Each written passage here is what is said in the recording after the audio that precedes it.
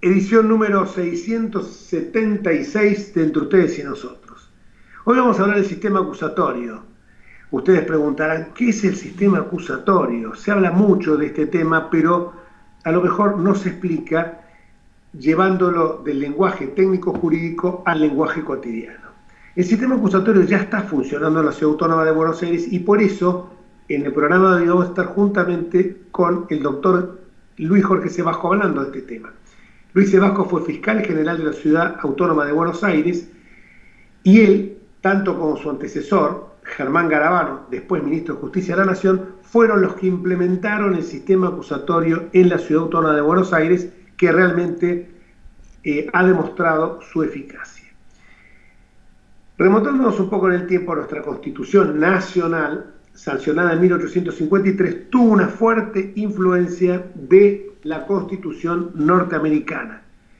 Tan es esto que hasta la Corte Suprema nuestra se estableció un sistema de control de constitucionalidad que, si bien no estaba mencionado originariamente en la Carta Magna, siguió las aguas de un famoso fallo denominado Marbury contra Madison de 1803, que justamente ahí otro fallo posterior, un fallo Sojo de 1887, que establecen lo que es la competencia originaria de la Corte. Esa influencia en el orden constitucional no llegó a plasmarse en otras ramas del derecho, así nuestro derecho civil y el derecho administrativo están fuertemente impregnados del francés, y el derecho penal y el derecho constitucional terminaron impregnándose del derecho italiano y del derecho alemán.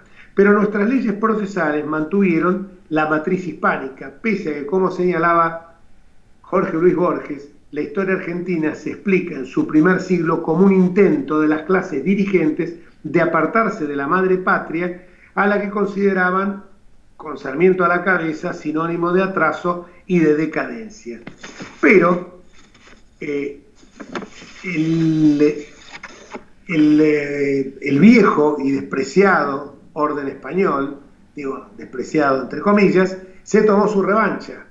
Y ahí no quisimos, si bien queríamos ser como los Estados Unidos, y ahí empieza este tema, no seguimos el camino de los norteamericanos y en lugar de tener un sistema acusatorio propio de los países anglosajones, tuvimos un sistema inquisitivo. ¿Qué es el sistema inquisitivo? El sistema inquisitivo es aquel en que el juez es el monarca absoluto, es como un monarca borbónico, es el monarca absoluto de la jurisdicción, de su jurisdicción, y que es una idea muy, por cierto, esquemática, porque él se diga, impulsa el proceso y juzga. Nosotros en la Ciudad Autónoma de Buenos Aires, en la Convención Constituyente de 1996 y en la Comisión justamente de Justicia que tuve el honor de presidir, establecimos ya en la Constitución lo que serían los ejes liminares, los puntos cardinales de nuestro sistema judicial, estableciendo la inviolabilidad de la defensa en juicio, un sistema de acusatorio, justamente una doble instancia con los principios de inmediatez, de publicidad, de transparencia, de imparcialidad. Y eso es justamente el sistema acusatorio.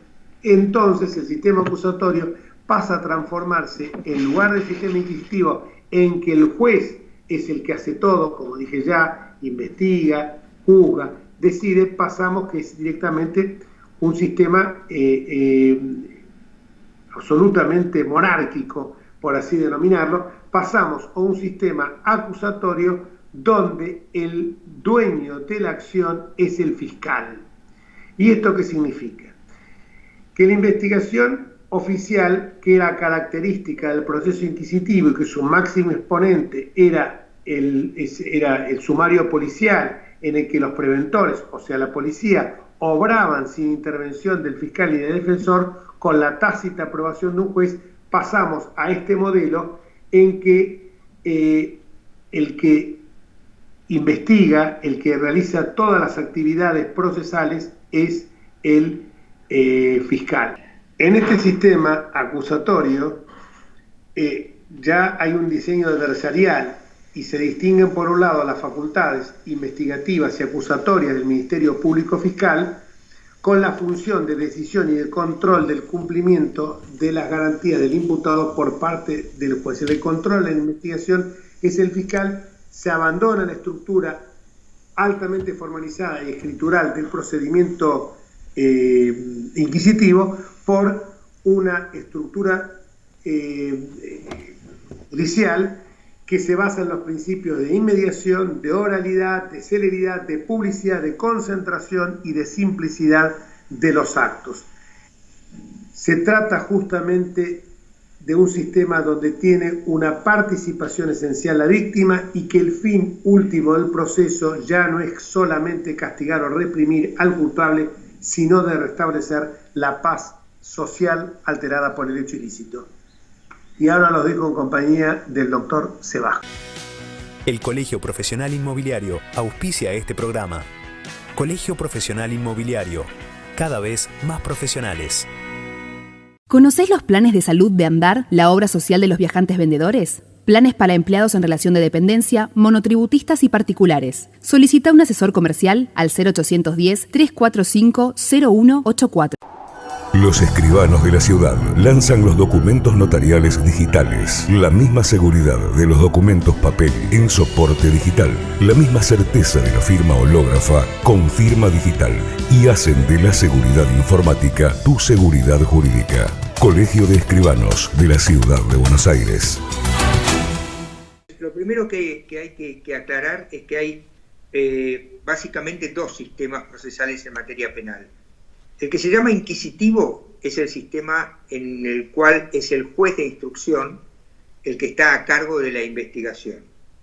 En cambio, el sistema acusatorio es aquel en el cual el juez es solamente un árbitro y la investigación está en manos de un tercero, que puede ser el fiscal o que puede ser el querellante.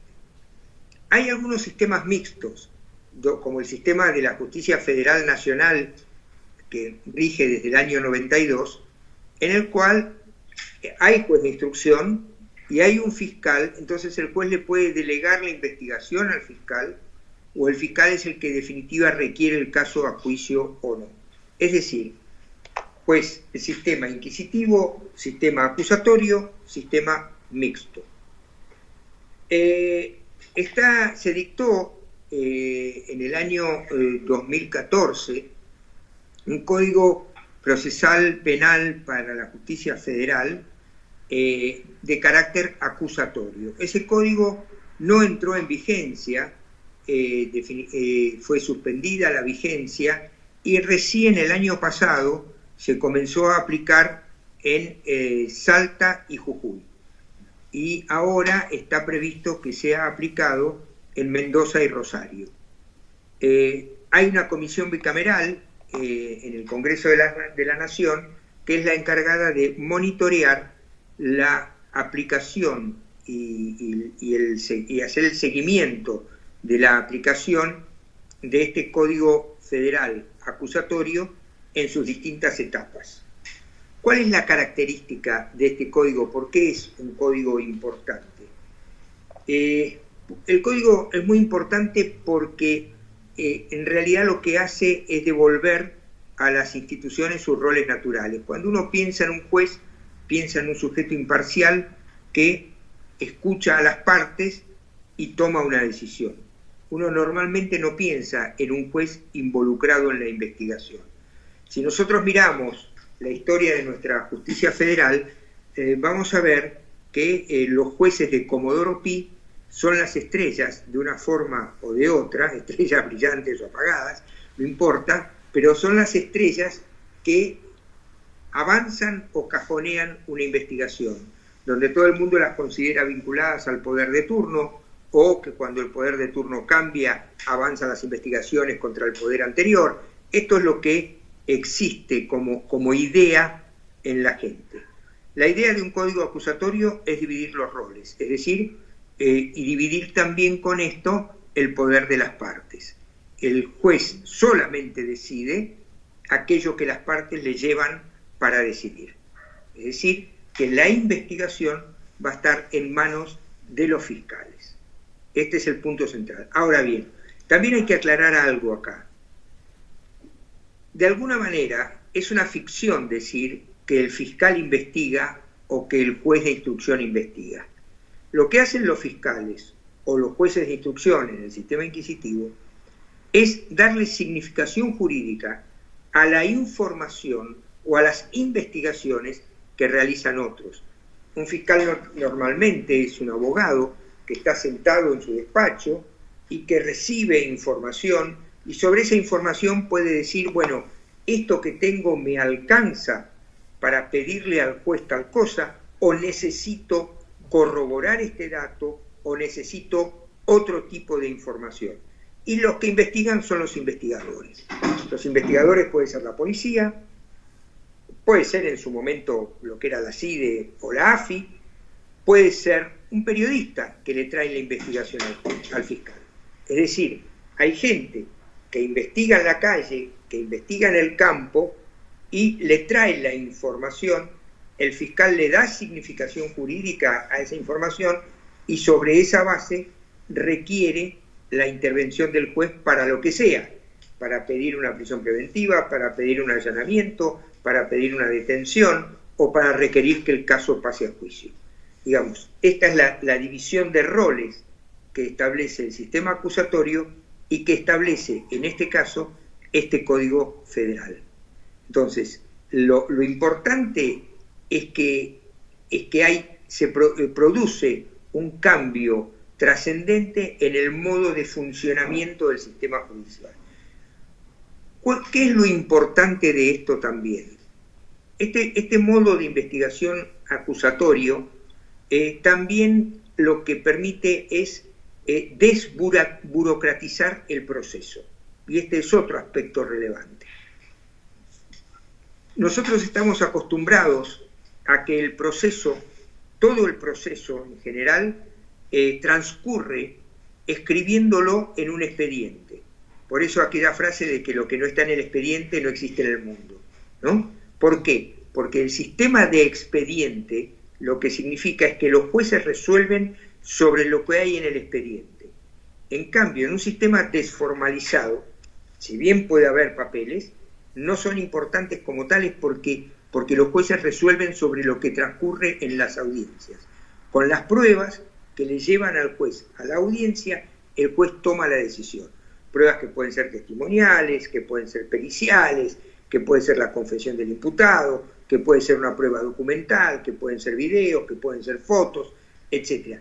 Todo ese cúmulo de pruebas que transcurren en las audiencias son los que llevan al juez, o en su caso al jurado, a tomar la decisión. Este es un sistema acusatorio desformalizado. ¿Por qué? Porque en el sistema de expediente, como los jueces deciden con lo que hay en el expediente, se exigen enormes formalidades, ¿no es cierto? Entonces, tiene que estar foliado, tiene que ser secuencial, todo tiene que ser por escrito. Si falla algo de las formalidades, aparecen los problemas de nulidad, porque se trata de garantizar de tal manera que el juez no pueda tener ambigüedades al momento de la decisión. Lo cual es falso, porque las ambigüedades existen, porque una coma mal puesta cambia el sentido de una frase, porque además en el expediente somos todos iguales. Una declaración de cualquier persona en blanco y negro es igual a la declaración de cualquier otra, en el sentido que no hay gestualidad, no hay corporeidad. Entonces, la credibilidad de la declaración, más que por la credibilidad del testigo, está dada porque sea corroborada por otras declaraciones parecidas. Ahora, hay muchos casos en que yo puedo escuchar a 5 testigos sobre el mismo hecho y tener 4 versiones diferentes y resulta que le creo a la única. ¿Y por qué? Y bueno, porque me resulta más creíble el testigo, por su gestualidad, por si duda o no duda, por una serie de factores, ¿no es cierto?, que hacen a que uno le crea a una persona o no. Entonces, el sistema de valoración de la prueba es totalmente distinto en un sistema escrito que en un sistema acusatorio adversarial oral. Cambia muchísimo. ¿Cuál es la trascendencia? La velocidad de la investigación. Es decir, nosotros, por ejemplo, en la ciudad de Buenos Aires funciona el sistema acusatorio adversarial desde el primer momento, y cuando se empezaron a transferir las competencias de la nación a la ciudad, más o menos disponiendo de similares recursos, los casos en la ciudad terminan en un promedio de 3 meses, cuando esos mismos casos en la nación duraban 2 años o 2 años y medio. ¿No es cierto? Es decir, ¿y dónde está la diferencia? Precisamente en el sistema desformalizado y oral, que permite trabajar más rápido. Y uno puede pensar, bueno, pero yo puedo tramitar más expedientes escritos al mismo tiempo y no puedo hacer tantas audiencias al mismo tiempo. Pero la diferencia es que los operadores del sistema pueden analizar determinada cantidad de expedientes por día. 5, 10, pongamos, y los expedientes se van multiplicando. Entonces, cada día que analizo 10, pero mañana tengo otros 10, y entonces el tiempo que yo le puedo dedicar al expediente hoy, en lugar de poderlo ver hoy, mañana y pasado, de pronto lo voy a poder ver hoy y la semana que viene, y de pronto hoy y dentro de 15 días. ¿Por qué? Porque los expedientes van creciendo y se van acumulando. En cambio, si yo puedo gestionar averiguaciones desformalizadas, yo le puedo encargar a los investigadores que me hagan averiguaciones y me los traigan. Entonces yo le digo a un investigador, interrogá a fulano, mengano y sutano, va, los interroga y me trae un informe en 24 o 48 horas. En cambio, si yo tengo que citar a mengano, fulano y sutano, lo tengo que citar hoy para la semana que viene, porque tiene que salir la citación, le tiene que llegar, tiene que venir. Si de los 3 me falta uno, lo tengo que citar de nuevo, y así el expediente es como va entrando en la pila donde se van acumulando. Es decir, es una burocracia que por más que uno trabaje mucho y le ponga muchas ganas, no hay estructura humana y edilicia que pueda en un momento dado ya agilizar el sistema. Entonces, el cambio es un cambio realmente importante y muy profundo, donde los roles de las partes están adecuadamente asignados y donde los jueces solamente se dedican a decidir aquello que les he llevado a decidir en las audiencias. Esto tiene una perspectiva política también relevante, ¿no? En la justicia ordinaria esto no tiene mayores objeciones, pero cuando pensamos en la justicia federal, donde se analizan los grandes casos de corrupción, ahí lo que vamos a ver es que hay una transferencia de roles de los jueces hacia los fiscales. Entonces uno se pone a pensar, bueno, pero entonces ¿no serán los fiscales los que cajoneen o aceleren los expedientes? Y acá es donde tiene que haber un sistema de controles relevante. Un sistema de controles en el ámbito de la Procuración General, afuera de la Procuración General, y el que establece la ley. Por lo pronto, hay un articulito olvidado en el Código Penal, que es el artículo 274, que sanciona a aquellos funcionarios encargados de la persecución penal que no la cumplan, es decir, que no la ejerzan. Entonces, por un lado, si el fiscal abandona porque sí la persecución penal, se puede ver involucrado en un delito. Por otro lado, lo cierto es que los fiscales en nuestro sistema institucional son iguales que los jueces en cuanto a que son designados por concurso y tienen las mismas garantías de inamovilidad e independencia y también la posibilidad de removerlos a través de un juicio político.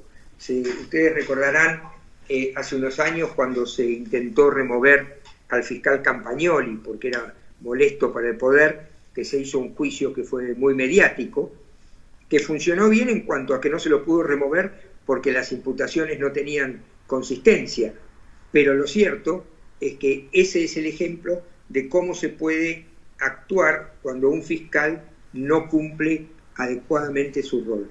Queda mucho más en evidencia el fiscal que no investiga y en su caso acusa que el juez de instrucción que tiene el doble rol de investigar y ser juez. Y queda más en evidencia porque la gente tiene otras expectativas y le va a preguntar al fiscal ¿por qué no le llevó esto al juez? Y el juez va a decir el fiscal no me lo trajo y así sucesivamente. Es decir, en la práctica, ¿no es cierto?, es mucho más difícil que un fiscal abandone una investigación pertinente que un juez la cajonee. Esto es lo que enseña la experiencia, ¿no? Entonces, lo concreto es que la comisión bicameral tiene un rol muy importante en lo que tiene que ver con controlar cómo se implementa el código y en qué zonas se va a ir implementando.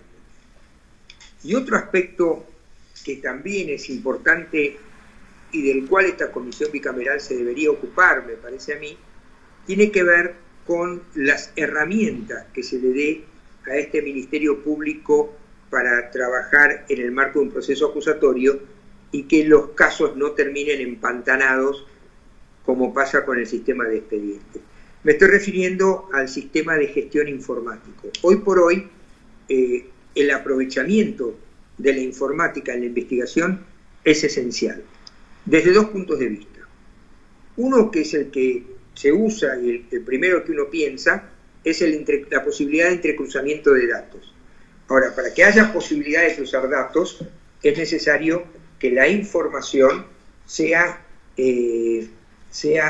posible de ser encontrada por parte de los sistemas informáticos, para lo cual es necesario que se hayan llenado los campos adecuados o que los sistemas de búsqueda puedan rastrear en distintos modos informáticos de guardar la información. El otro aspecto que para mí es central y es esencial es entender que salir del sistema inquisitivo implica también salir del sistema de expediente. No se trata de un sistema de gestión de convertir un expediente papel en un expediente digital, porque entonces no cambiamos nada. Lo único que estamos cambiando es el soporte. Estamos cambiando el papel por la computadora, pero el sentido sigue siendo el mismo. El juez resuelve con lo que hay ahí. Lo importante es que el sistema de gestión sea un sistema de gestión moderno que guarde la información por un lado y le permita al fiscal, le ayude al fiscal a ganar tiempo en el modo de gestionar, con una combinación que vincule la informática ya tradicional con la inteligencia artificial, de modo que pueda, de acuerdo a cómo está programado el sistema, darle al fiscal opciones para tomar decisiones mucho más rápido. ¿Cómo es esto? Una diferencia importante entre un sistema informático tradicional y un sistema de inteligencia artificial, como por ejemplo el sistema Prometea, que desarrolló el Ministerio Público Fiscal de la Ciudad de Buenos Aires, es que el sistema de inteligencia artificial cambia la relación con la máquina. Cuando yo me siento frente a una computadora, tengo que pensar qué le voy a pedir a la computadora. En cambio, hay sistemas que son al revés. El sistema me va preguntando y eso simplifica la incorporación de datos. Por ejemplo, si yo voy a recibir una denuncia por violencia de género, ¿no es cierto? El sistema me va a preguntar a mí todos los datos que son relevantes para que el fiscal pueda orientar esa denuncia. Si yo voy a recibir una denuncia por un cheque sin fondos, o voy a recibir una denuncia por un caso de corrupción administrativa, o voy a recibir una denuncia por un caso de narcotráfico, etc., en ese caso, la máquina tiene que estar programada para preguntarme a mí toda la información relevante de acuerdo con el tipo de hecho que estoy denunciando. Una vez que esa información está incorporada, el sistema funciona a partir de un árbol de decisión, de manera tal que, de acuerdo con la información que le di, propone una solución. La solución puede ser que falta pedir tal información, entonces me va a proponer que libre un oficio a tal lado o un mail a tal lado, e inclusive me lo va a dar con el modelo hecho. Otra solución puede decir, bueno, mire, esto de acuerdo con la jurisprudencia tradicional no es delito, archívelo. Y yo veré si lo archivo o no lo archivo, pero me lo está proponiendo. Otra solución puede ser, a esta persona hay que citarla a prestar declaración indagatoria, o es necesario obtener tal prueba. Esto que parece que es lo que una persona normalmente hace, Está demostrado que los sistemas de inteligencia artificial lo hacen con una velocidad sideralmente mayor que la que puede, a la que puede llegar el más experimentado operador judicial. Entonces, esto lo que hace, lo que permite, es que los operadores judiciales puedan dedicarse a lo realmente importante y no a la parte burocrática del trámite. Entonces tenemos dos cosas: un sistema informático que me ayude en la gestión de los casos diarios y un sistema informático que me ayude a enlazar información. Estas dos cosas son esenciales para obtener, en la mayoría de los casos de la justicia federal, para obtener rápidos resultados, para poder cruzar información, el poder sacar conclusiones, el poder trabajar con árboles de decisión, es lo que a mí me va a permitir ganar muchísimo tiempo. Espero que les haya sido de gran utilidad este programa, con un tema que a lo mejor es un poco árido, el sistema acusatorio inquisitivo, pero aspiramos a que lo hayan podido entender de este lenguaje a veces tan rebuscado, tan técnico que tenemos los abogados y que lo tenemos que bajar a un lenguaje sencillo. Hasta nuestro próximo encuentro, si Dios quiere. Chao.